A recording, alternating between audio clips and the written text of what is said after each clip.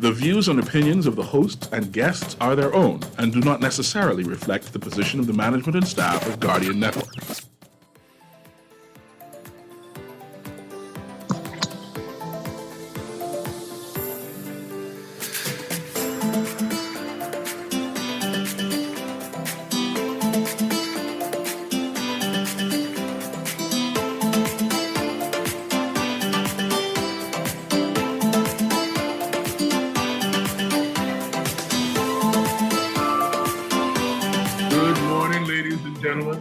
Welcome to Guardian Radio A.M.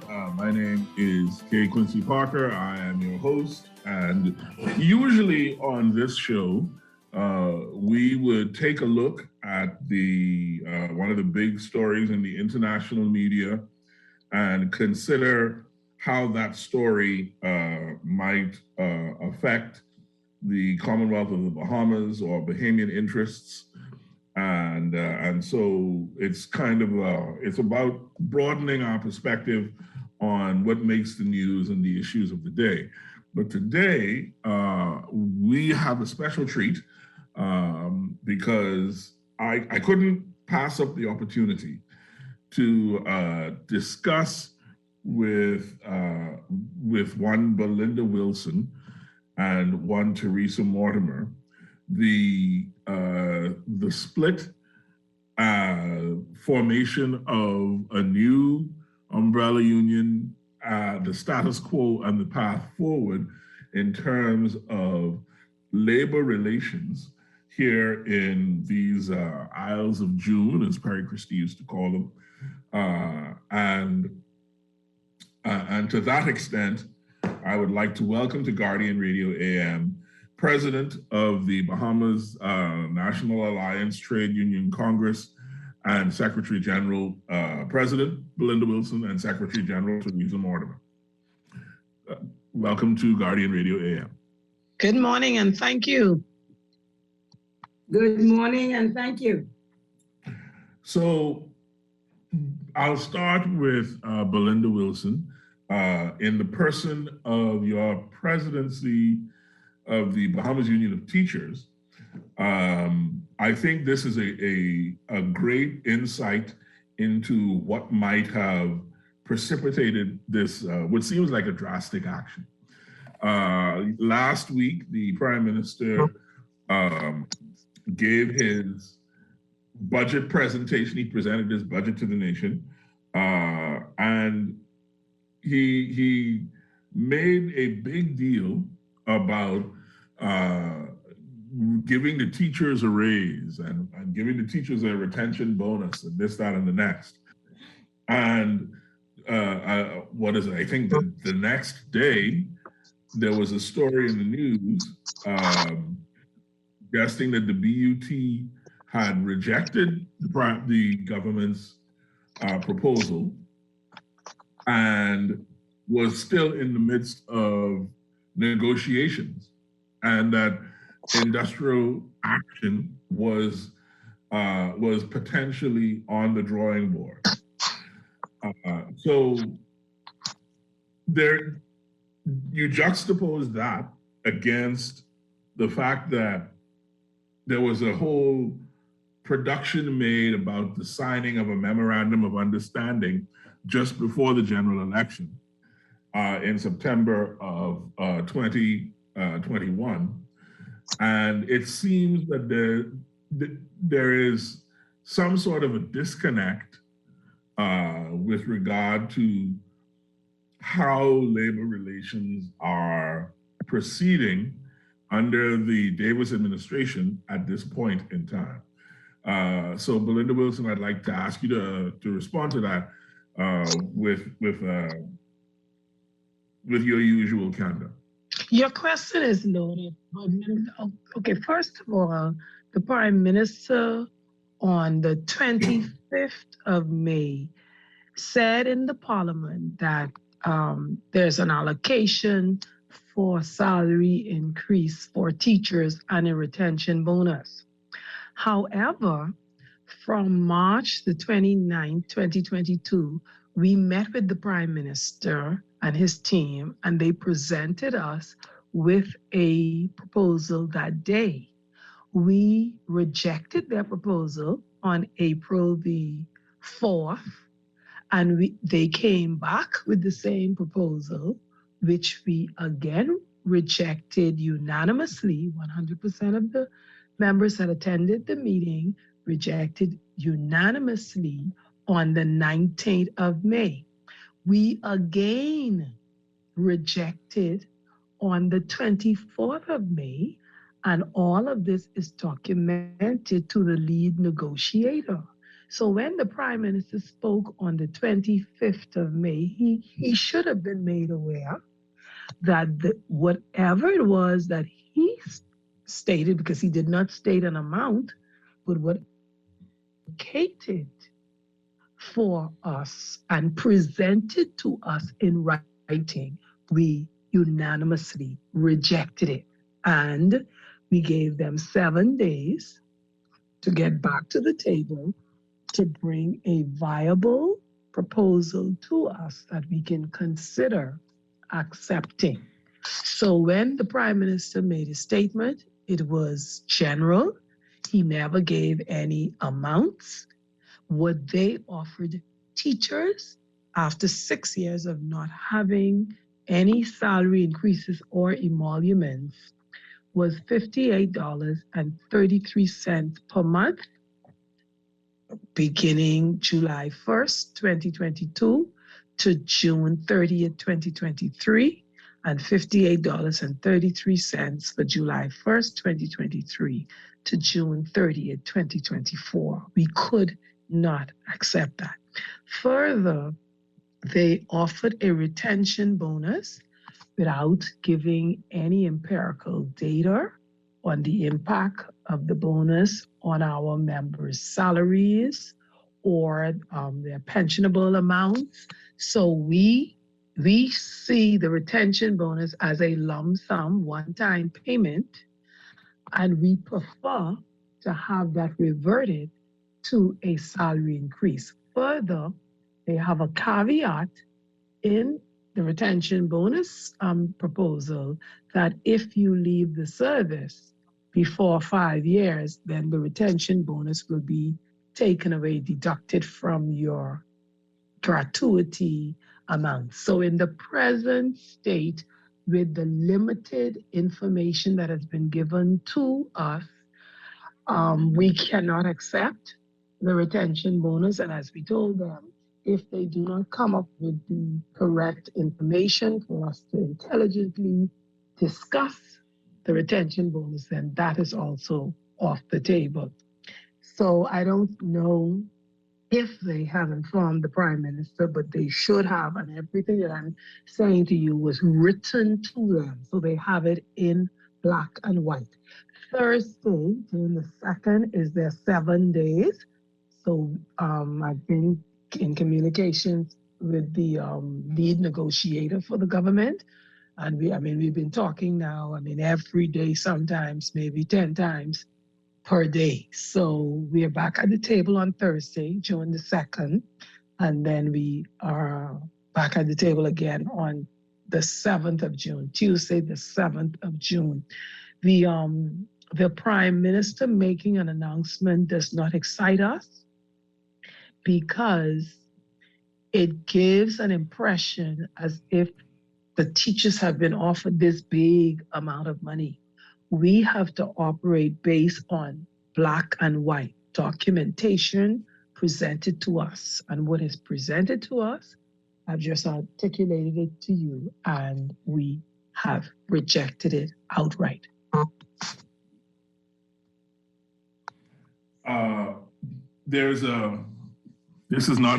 This is generally not a political show. So I'm going to stay away from questions like, did the Prime Minister know that his proposal had been rejected when he was talking in the House of Assembly? And was he trying to suggest something that was not true when he was standing on his feet? I'll leave those questions alone, but those questions are there. But I think that there is don't just leave that hanging there, because okay, I premised my remarks by saying we met with the Prime Minister on the 29th of March. So the Prime Minister is quite aware because they presented us with the proposal in his presence. So obviously from March the 29th up until he spoke on the 25th of May, someone from his side had to be obligated to update him on where we're at. So a proposal was presented to us in the presence of the Prime Minister based on a meeting he called us to attend. We attended his meeting, and the meeting, we were provided with a proposal that we outright rejected. We wrote, I didn't write once, more than once, from March the 29th to the time when he spoke. So I'm of the view that the Prime Minister was fully aware that the Bahamas Union of Teachers rejected their proposal.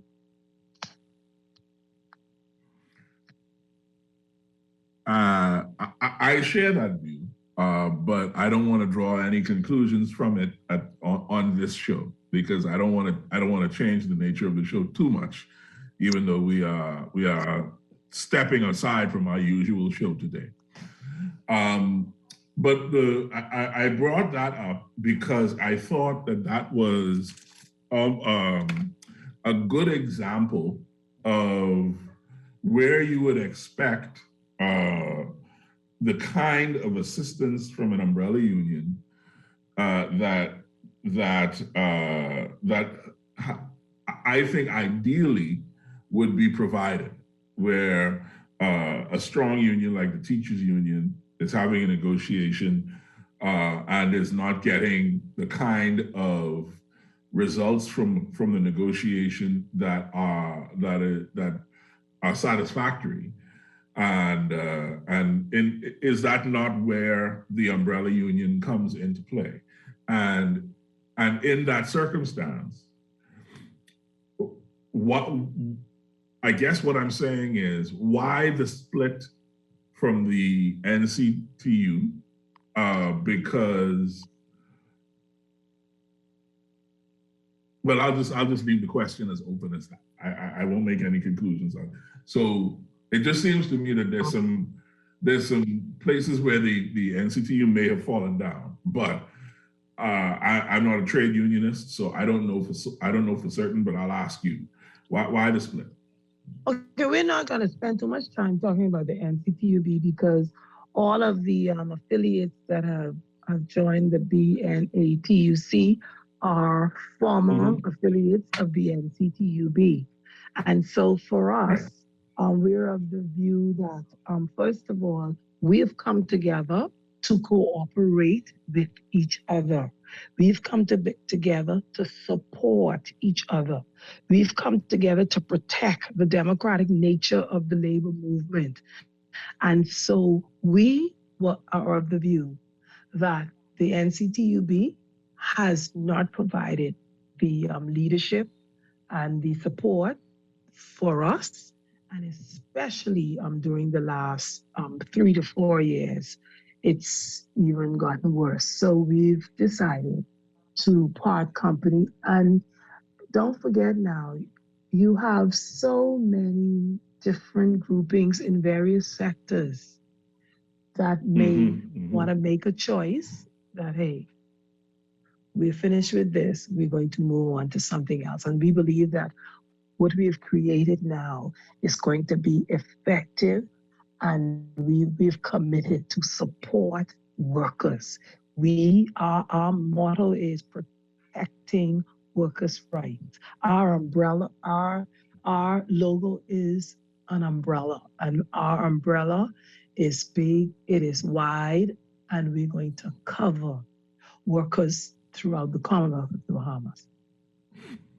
The Airport, Airline, and Allied Workers Union, the Bahamas Financial Services Union, the Hotel Catering and Allied Workers Union, the Public Service Union, the Taxi Cab Union, the Teachers Union, Police Staff Association, and the Correctional Officers Staff Association have all come under the umbrella.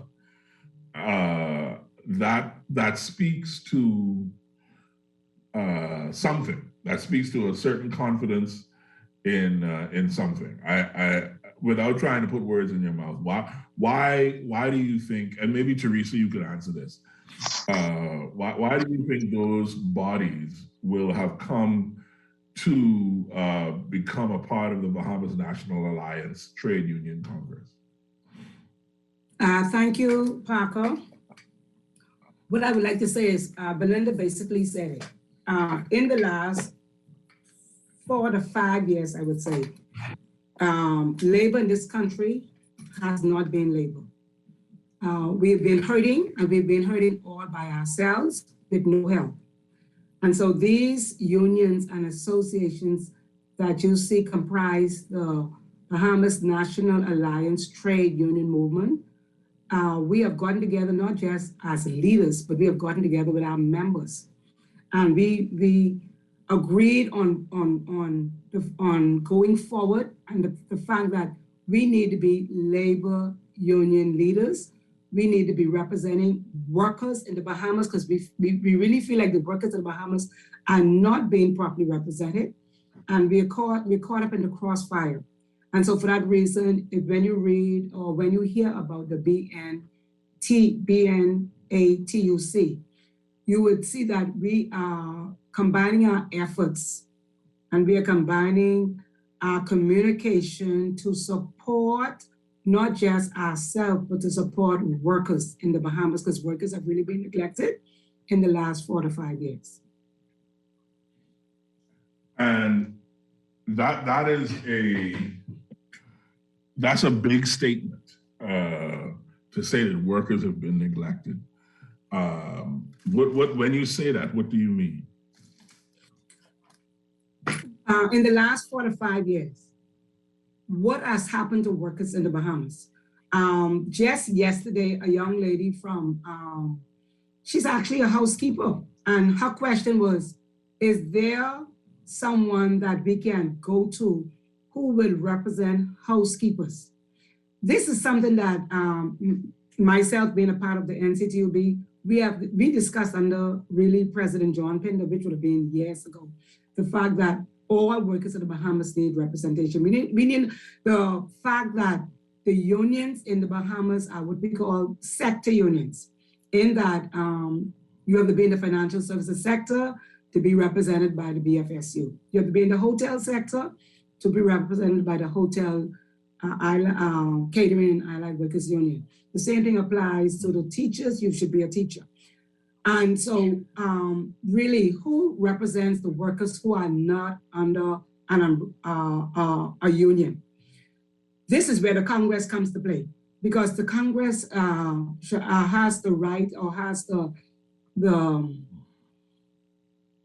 they could get workers together, such as the lady that came up yesterday, being a housekeeper and don't feel like she is properly treated. Housekeepers are entitled to vacation. Housekeepers are entitled to time in and time out. In the Bahamas, it's a 40 work week. So you shouldn't have to work 12 hours a day because you're a housekeeper. Okay, that's what we call taking advantage of the worker. All right. Honestly, even the Prime Minister is a worker, whether you realize it or not. We are all workers. At the same time, we are employers. But as employers, we need to know how to treat the workers. And unfortunately, in this Bahamas, not every employer knows how to treat the worker. And so as a labor advocate, I represent persons a lot that are just what you call mistreated by the employer. And so this is where the Congress comes to play. And I'm telling you, in the last 5 years, I know you live in the Bahamas. So in the last 5 years, what has been the cry from the Congress, from the NCTUB, from the TUC? The cry has only been when, and you said we're not going to turn it political, but the cry has been political one, and we're not here politically. If we wanted to be in the House of Assembly, then we'll run for a constituency and go into the House of Assembly. Our constituents are the people that we represent as trade union leaders, and we have to take their plight to the House, to the government, to the employer to make sure that they are treated correctly. Yeah, the problem is the wrong word. The challenge often is when we talk about labor in the Bahamas, labor and politics are so closely aligned. And for the first 40 years of our life, the labor movement has been very careful to continually remind the political directorate that it was labor that struck the decisive blow to ensure majority rule. And without labor, there would be no majority rule in this, that, and the next, all of which is true, and none of which is in dispute. But it has now, I think, come to a point where you both are being very specific with your language when you say in the last 4 to 5 years. I suspect what you mean is starting. I suspect what you mean is under the Minnis administration and continuing now into Mr. Davis's administration. The labor has suffered, but I wonder whether that is because labor has tied itself so tightly to politics in the years prior to that. What do you think?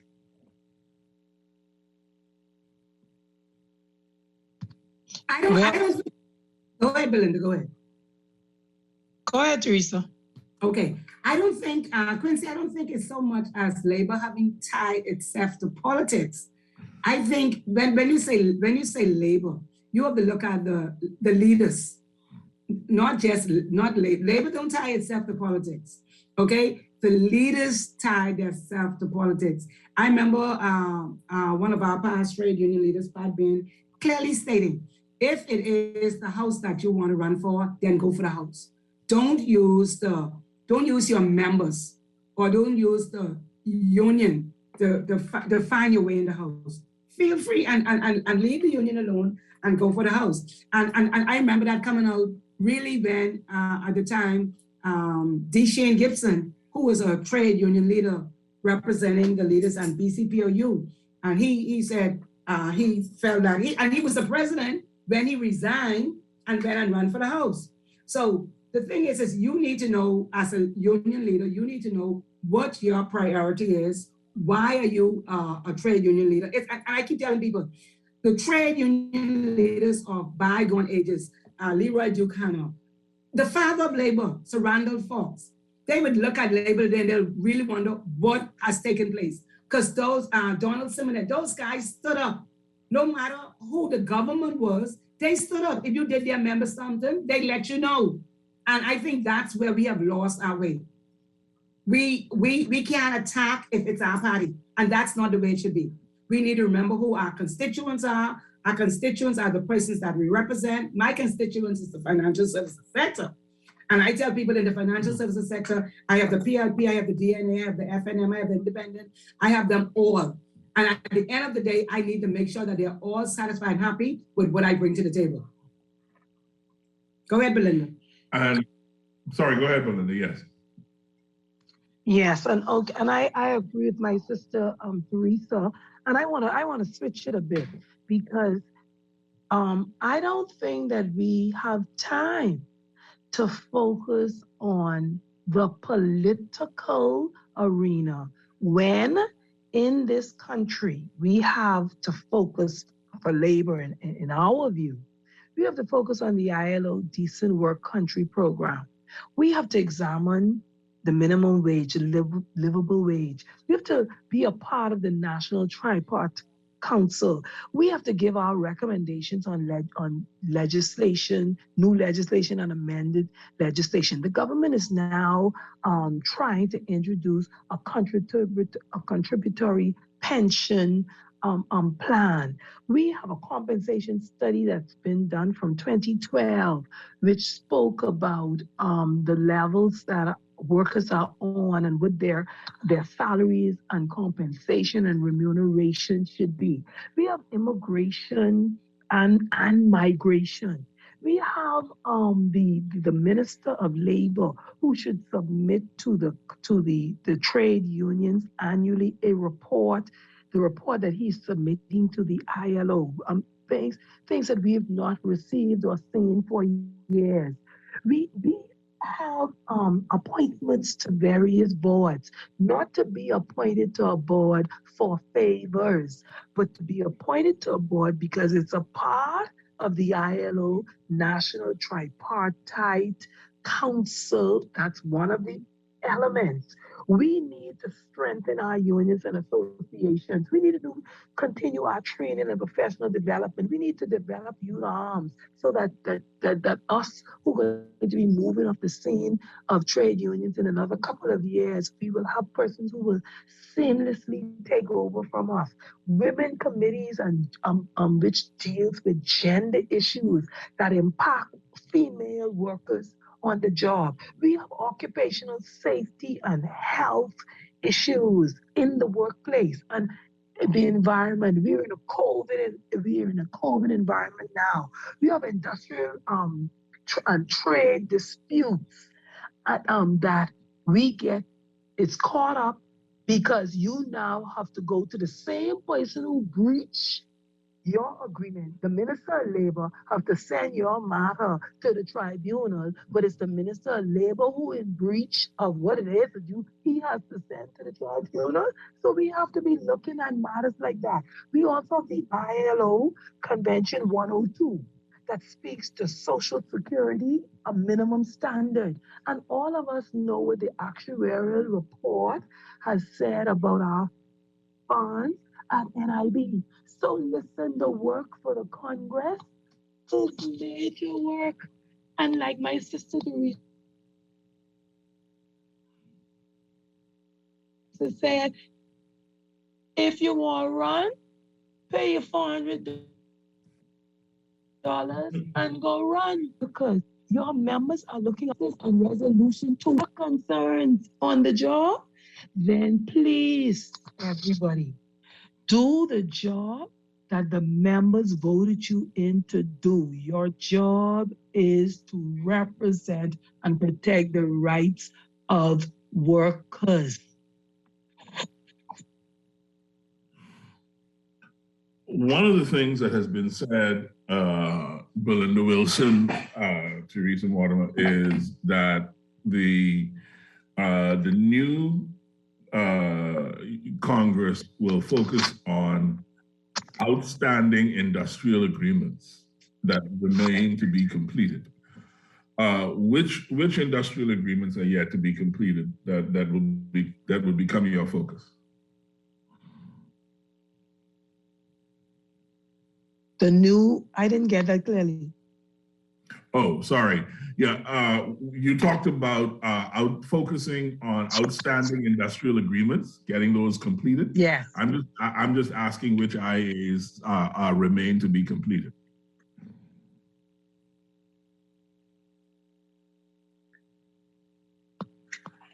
There's Belinda on that is still outstanding. Okay. There's AAA. BPSU has several of them. Yes. Mm-hmm. So there are numbers of them that are outstanding. I would say yesterday that the Bahamas Financial Services Union signed their agreement just yesterday morning with CIBC First Caribbean Bank. So that's no longer outstanding. And we are constantly working on one now with CIBC Trust, but that's in progress. So that's a good thing. But I would say Hotel Union, yeah. Just about all of our affiliates have outstanding agreement, Quincy. Okay. See, that's a part of my question, right? Is the long list of major work that President Belinda just laid out has to be obviously balanced against the fundamental work of the trade union, which is, in my view, to close these industrial agreements and manage those agreements. Is that correct? Yeah, definitely. But then remember again now, we are a Congress now on a national level, a regional level, and an international level. So our focus day to day is to close agreements. Our focus day to day is to support the other affiliates. Our focus day to day is if you're having a meeting and I need to come and stand with you in support and in solidarity for your members to see that, hey, your union is not alone. That is something that we do, daily. However, when we speak about the Congress, our work has to be more than just that. So it's advocacy, yes, but we also have to ensure that we are impactful and we play a role in legislation and in law and in the various conventions that and policies that the government plans to bring forward. Mm-hmm.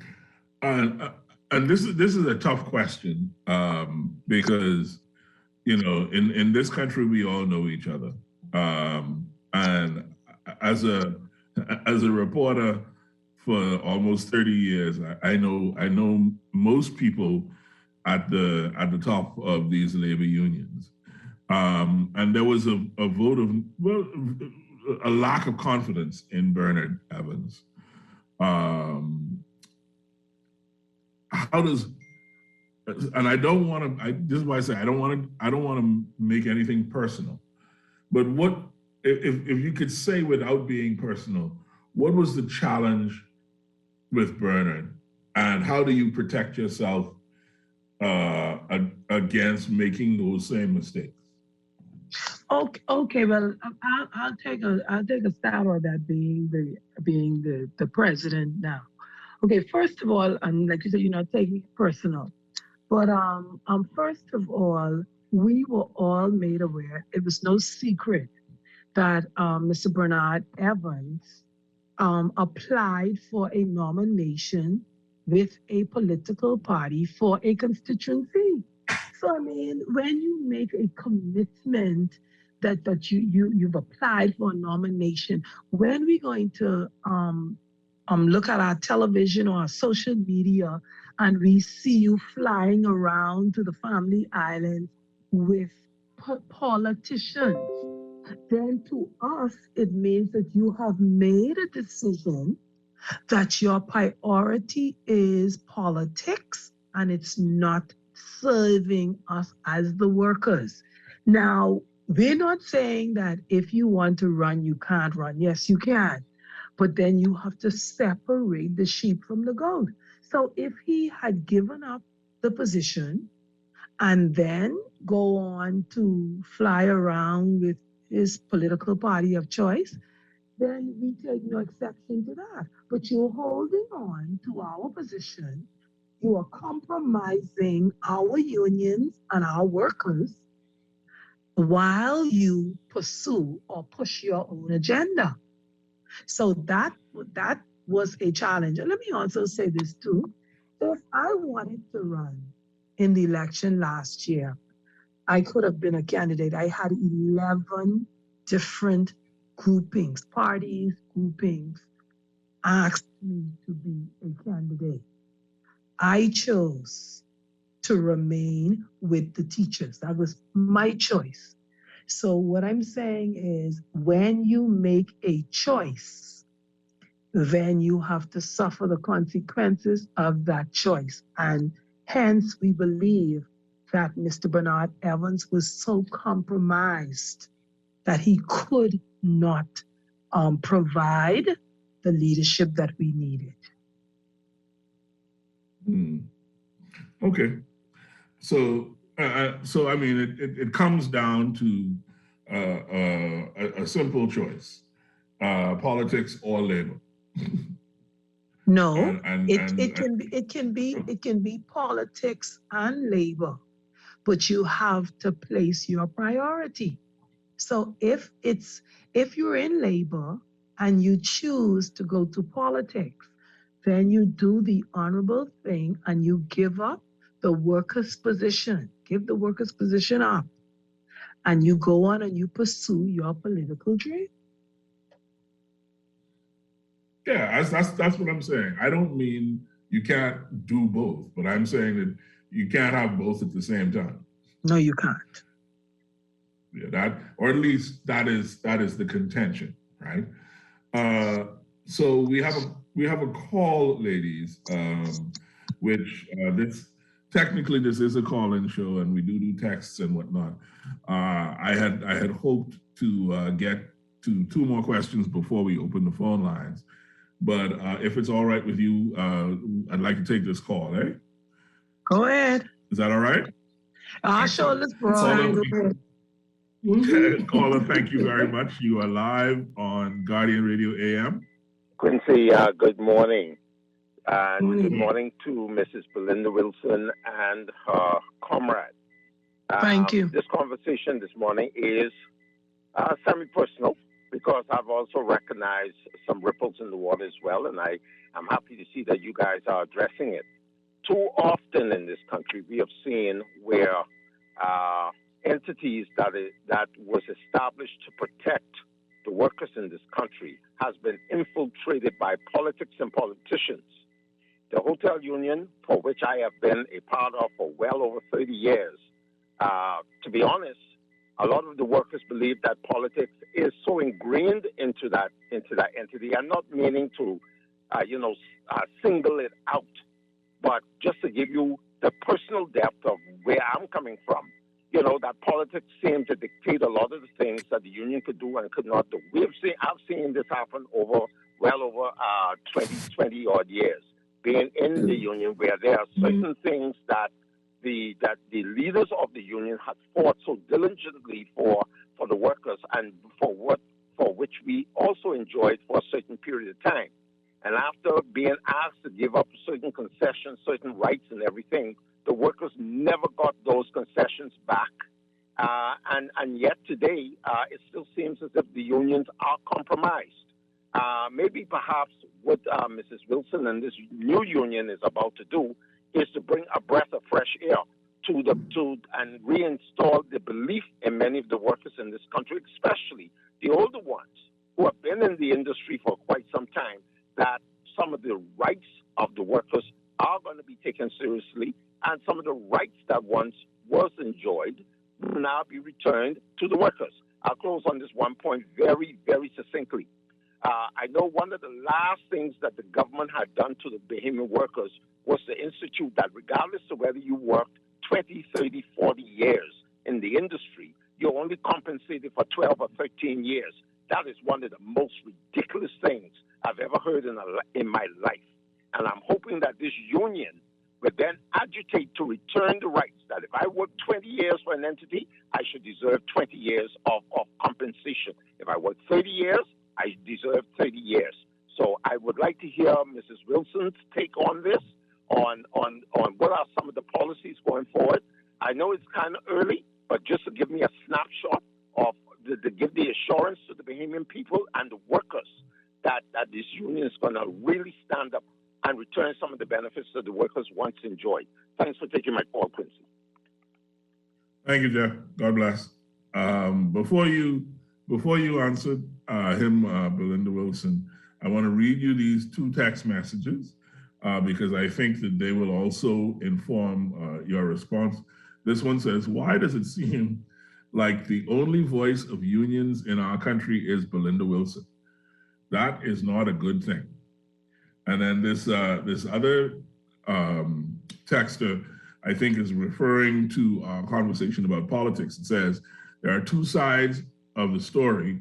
John Pinder did the same thing to the public. That's to the public union. That's why I left the union."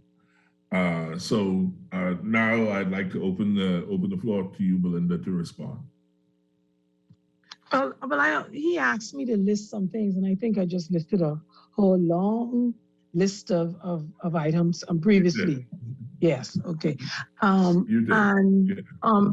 to the persons who made who sent in the WhatsApp or the text about the only voice, well, that should say something to them, because if Belinda Wilson's voice is the only voice that you're hearing, and they're saying, well, that's not a good thing, Well, sorry for them, because as long as I'm elected as the president of the Bahamas Union of Teachers and now the president of the BNATUC, my voice will be heard. And that's where we say the challenge has been that there's only one or two voices that you're hearing when there are so many others who say that they are union leaders, but you're not hearing from them. So hopefully it will be more diverse voices that you will hear. And even for us, we've started it. I was on an earlier show today. So I was on with my second vice president, Wesley Ferguson, the president of the Taxi Cab Union. I'm on this show now with Teresa Mortimer, the president of the Bahamas Financial Services Union and the secretary general of the BNATUC. We have various officers who are going to be on shows tomorrow and Thursday. So you will be hearing more voices from the BNATUC because we're going to be the voice for all of the workers in the Commonwealth of the Bahamas. I don't think that the person is, the way I interpreted that text was that person crying shame on the other people, not complaining about you. Because I don't think anyone who is a labor supporter would complain about a president or a labor representative, a trade unionist, making the appropriate amount of noise on the public stage to represent her members or his members and the movement at large. So that was my interpretation of it. So just to give you a different perspective.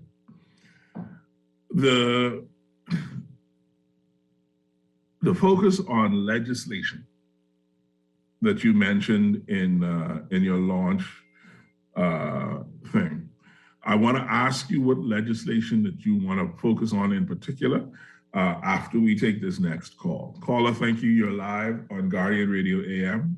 Yes, sir. Good morning to all. Good morning. Yes.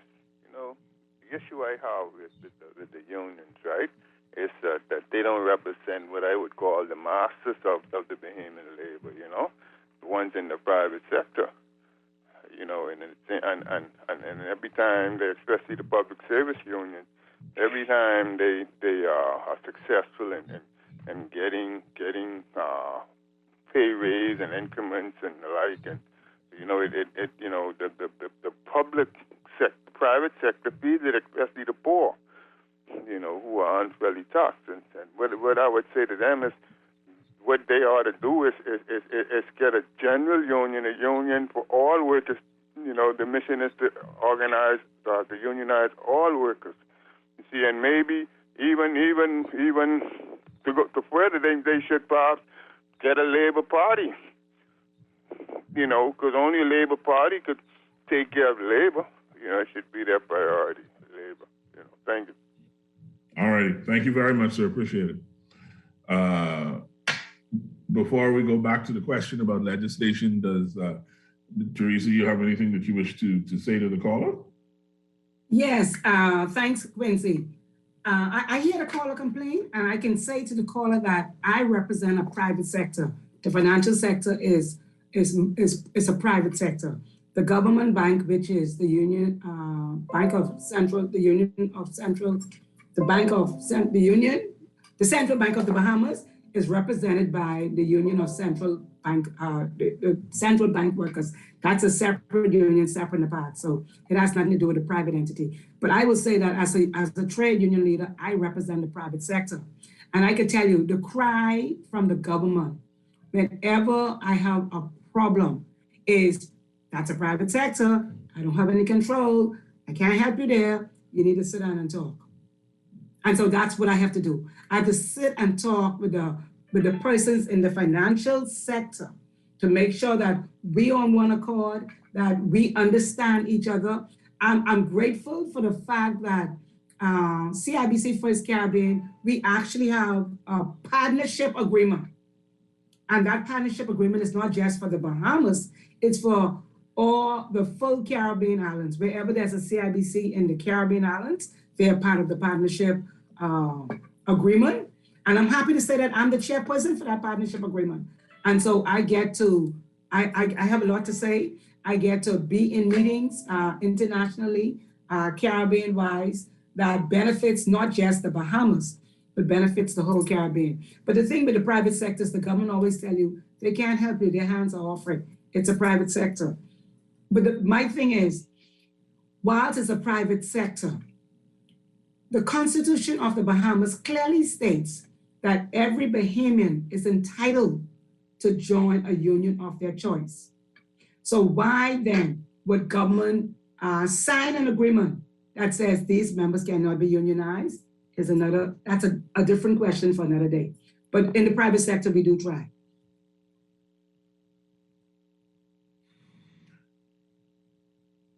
Belinda Wilson, a general union to represent all workers. No, I want to go back to what you were talking about, legislation. Oh, Yeah, we got one more call first. Pardon? Okay.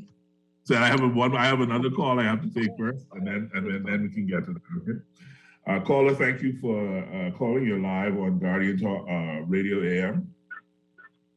Hi, good morning. Good morning. Turn your radio down a little bit, please. Pardon me? Okay, thank you. Go ahead, please. Okay. Good morning, Ms. Wilson and the other lady from the bank. Morning. Listen, I love Ms. Good Wilson. morning. I really think she stands tall for those teachers.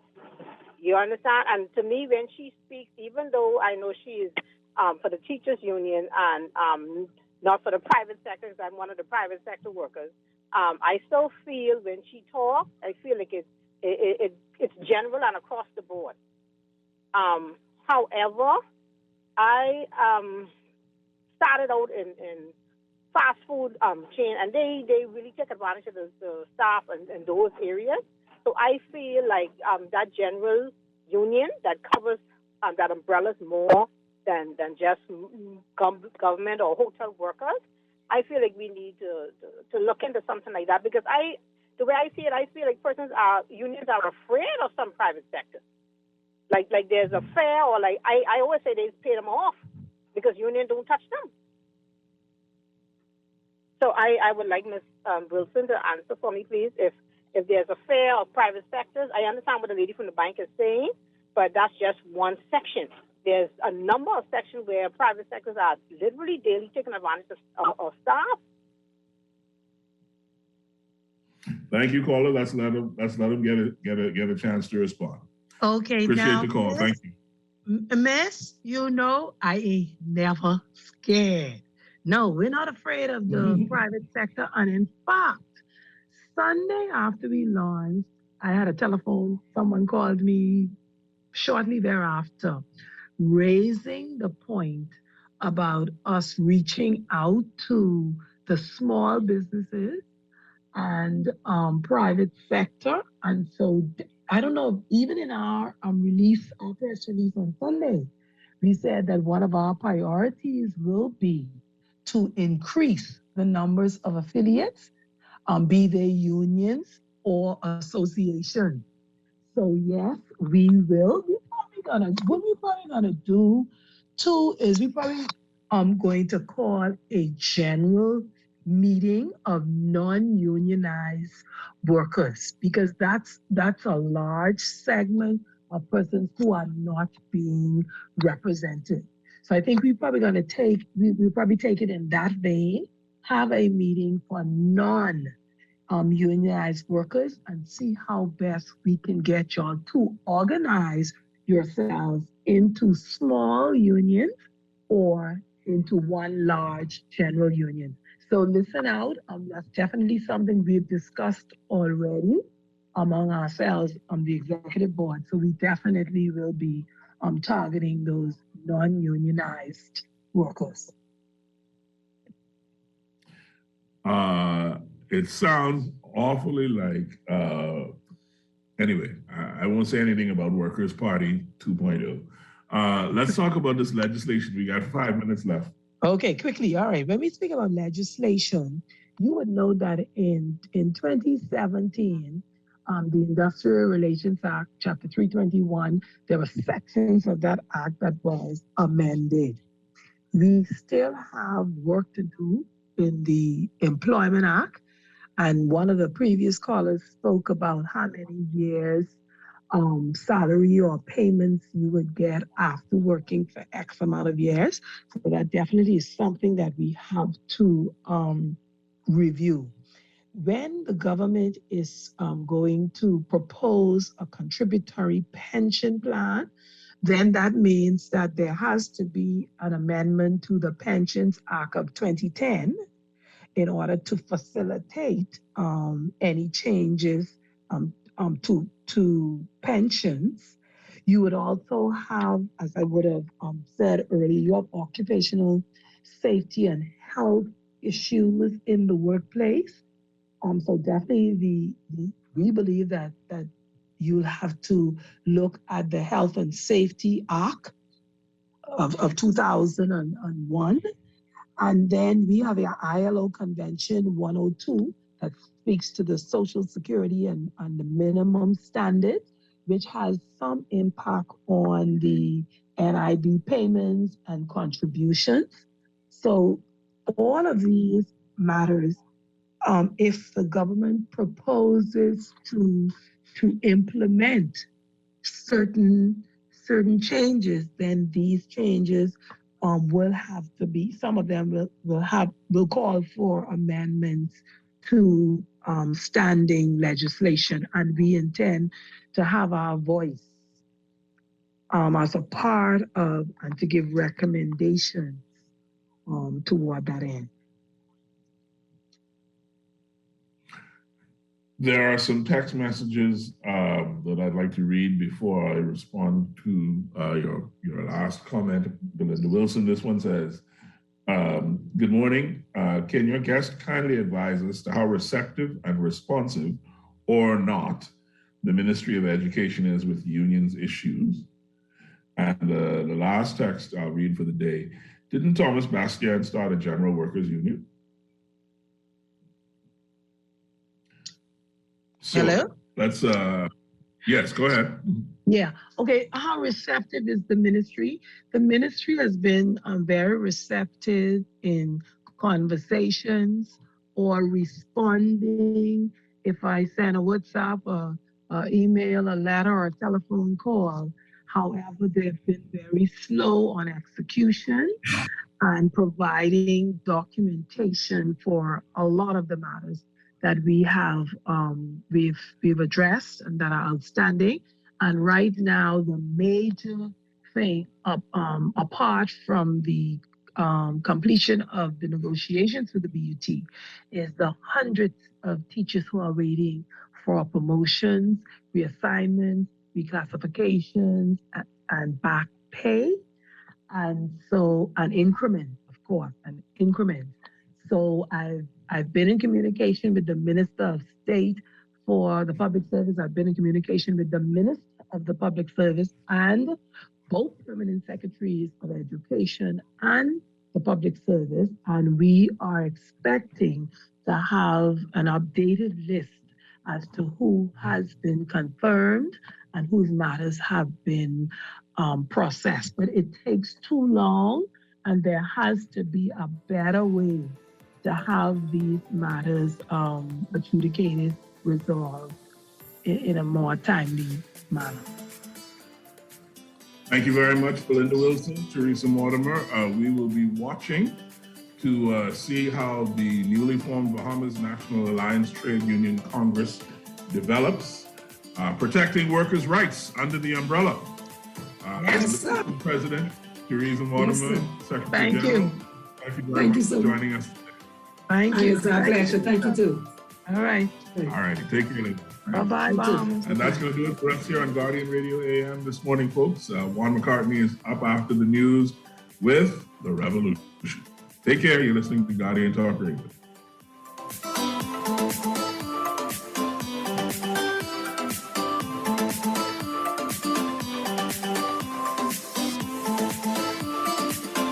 This is Guardian Radio 96.9 FM, Nassau, Bahamas.